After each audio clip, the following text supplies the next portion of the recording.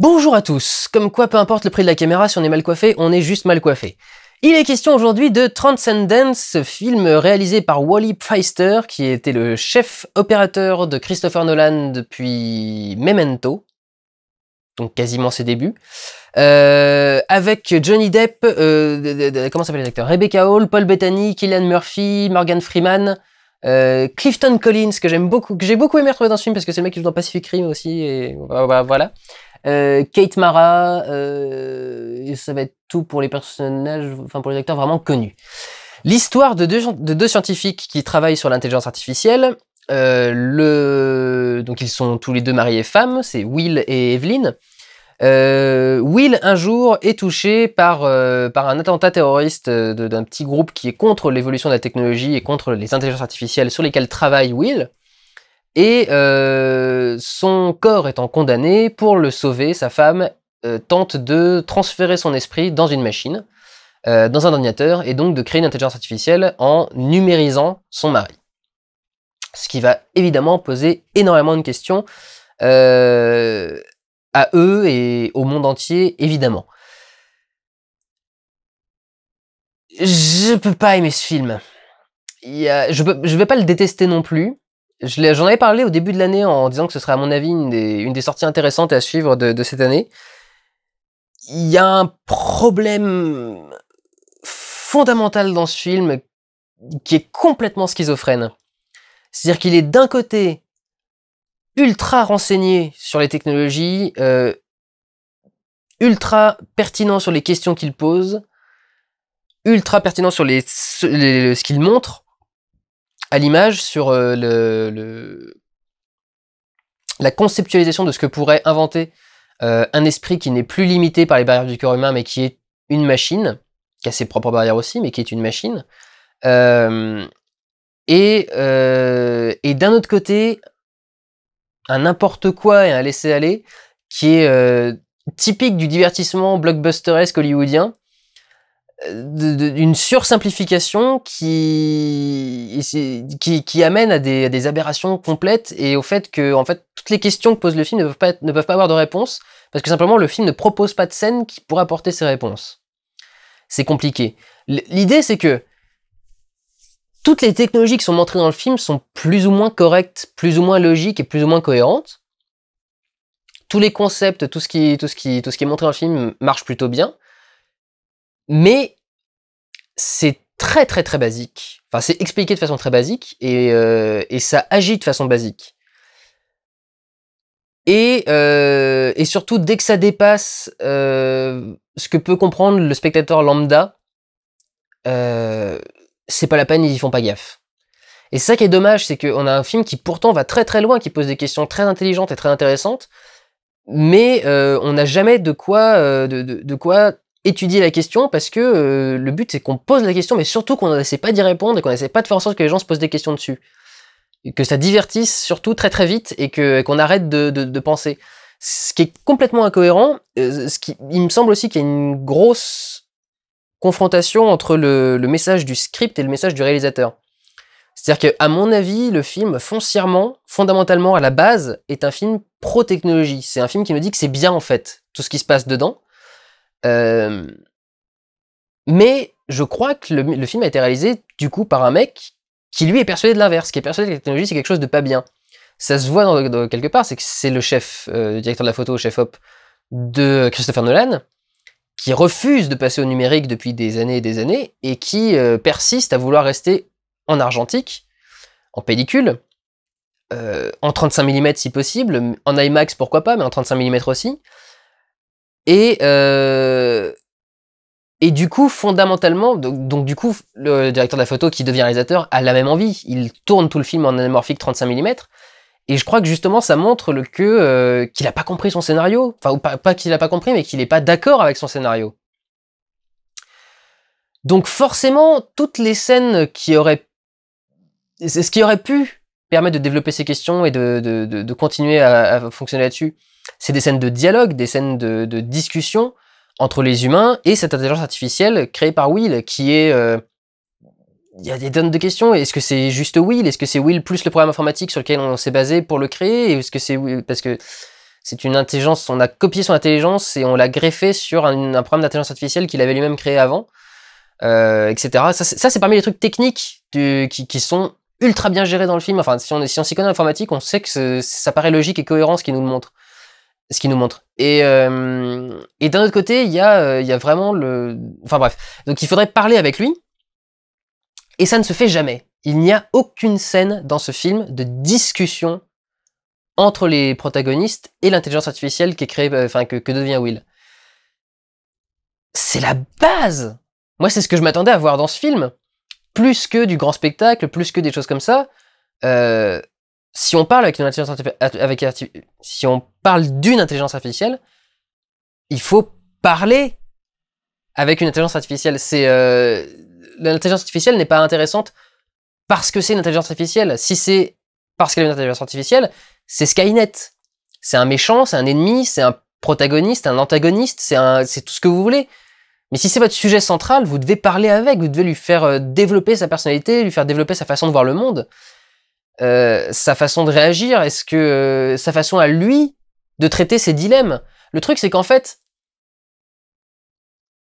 il fait fondamentalement genre 2-3 choses mal dans le film, amoral en tout cas, et personne, en tout cas pas sa femme, ne se met à discuter avec lui de la moralité de ce qu'il fait.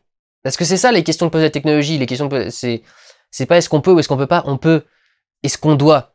C'est ça les questions de la technologie, c'est ce que fait Jurassic Park, c'est ce qu'on font d'autres films. Est-ce qu'on doit, la planète des singes, le nouveau, le remake, est-ce qu'on doit le faire ou est-ce qu'on doit s'abstenir parce que les enjeux, est-ce que ça créerait, dépassent ce que peuvent gérer les humains. Et si on parle pas avec l'intelligence artificielle, donc ça ne peut pas se produire, on peut pas savoir ce qu'elle pense, on peut pas savoir ce qu'elle a en tête, et du coup, on peut pas se poser de questions, on peut pas essayer de trouver une réponse, on peut pas essayer de développer cette chose-là. En fait, cette intelligence ne sert qu'à une chose, c'est montrer qu'elle est intelligente. Tenez, regardez, je peux créer ça, je peux créer ça, je peux créer ça, je peux faire plein de trucs, regardez tout ce que je fais. Oui, mais je veux juste que tu me parles. et si je te demande de me parler, ben, j'ai pas de scène de discussion. Et je pense que ce n'est pas possible d'avoir une scène de discussion parce que si le réalisateur n'est pas d'accord avec son scénario, toutes les scènes de discussion qu'il y a dû y avoir entre Evelyn et Will, je pense que c'est lui qui a voulu les zapper parce que ce qu'il disait dans les dialogues n'était pas en accord avec sa façon de voir le monde. Je pense, vraiment, si on regarde le film, la dernière scène, le dernier plan, le dernier truc que ça montre, le message est positif. Le message, c'est que cette technologie, elle est utile, elle nous aidera. Donc alors après, il y a une autre question qui est posée dans le film, c'est que les humains ont peur de ce qu'ils ne comprennent pas. Alors ça, c'est autre chose, mais pour le coup, c'est très très peu abordé. Et donc voilà, je pense que c'est là que s'est fait le problème, le manque de cohérence entre les choses. Cela dit, au niveau de l'écriture de base, il y a quand même dû y avoir des soucis. Ce qui est emmerdant avec des intelligences artificielles, c'est que le méchant du film est plus intelligent que le public moyen. Ça paraît ultra méprisant de dire ça, mais juste suivez-moi 5 secondes. L'idée, c'est que l'intelligence artificielle, elle dépasse tous les humains. Moi compris, hein. Et quand une partie du public se met à trouver de meilleures solutions que l'intelligence artificielle, c'est qu'il y a un souci. C'est que du coup, l'intelligence artificielle, c'est le truc qui peut créer, le truc qui peut avoir des idées, le truc qui peut être intelligent, mais pas avec lequel on peut avoir des conversations intelligibles. C'est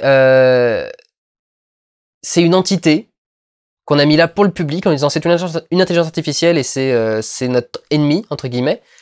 Et on s'arrête là, mais l'intelligence artificielle est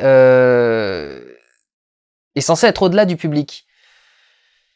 Et il y a beaucoup de cas où vraiment, l'intelligence artificielle est con. On sent que pas qu'elle est con, mais l'intelligence artificielle se plie à ce qui marche pour le scénario. Elle fait en sorte, cette putain de mouche m'emmerde, elle fait en sorte que de gentiment arrêter de faire ce qui est pas bien, parce que ça arrange le scénario, mais en vrai, c'est pas du tout valable.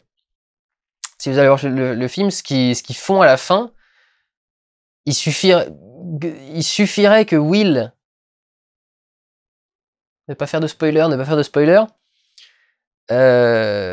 Il suffirait qu'on s'aime, il suffirait d'aimer.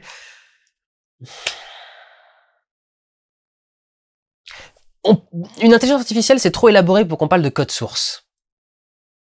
Voilà, si ceux qui ont vu le film m'auront compris. Il pourrait pas y en avoir qu'un, à mon avis, dans une intelligence artificielle. Là, j'ai des discours pour informaticiens. Il pourrait pas y en avoir qu'un de code source dans une intelligence artificielle. À mon avis, ce serait une association de plusieurs codes. Et si il n'y en avait qu'un, il pourrait être réécrit extrêmement facilement si c'est une intelligence qui est capable de créer tout ce qu'elle crée dans ce film. Putain de mouche. Et c'est le problème à mon sens, c'est que et c'est ce qui fait à mon avis qu'on voit que ça a été moins bossé que ce que les auteurs auraient voulu à mon avis. C'est que quand on laisse passer des choses comme ça, c'est évident que c'est de la ficelle de scénario très basique. Et du coup, cette intelligence artificielle est finalement plus conne que son public moyen. C'est-à-dire que je vois pas trop qui je déteste les mouches. Je vois pas trop qui, en regardant le film, peut se laisser avoir par ce qu'il fait, peut se dire que la solution qui est proposée est la bonne. Je veux dire, ne serait-ce que parler, merde, poser une question, parler aux gens. Enfin, là, je vais commencer à me répéter, mais c'est fou.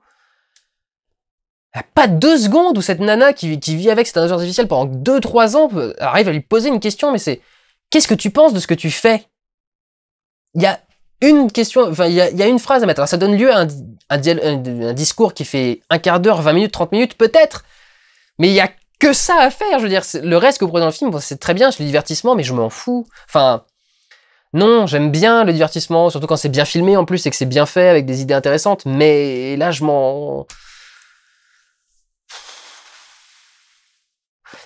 le mauvais n'atteint pas le point où je déteste le film.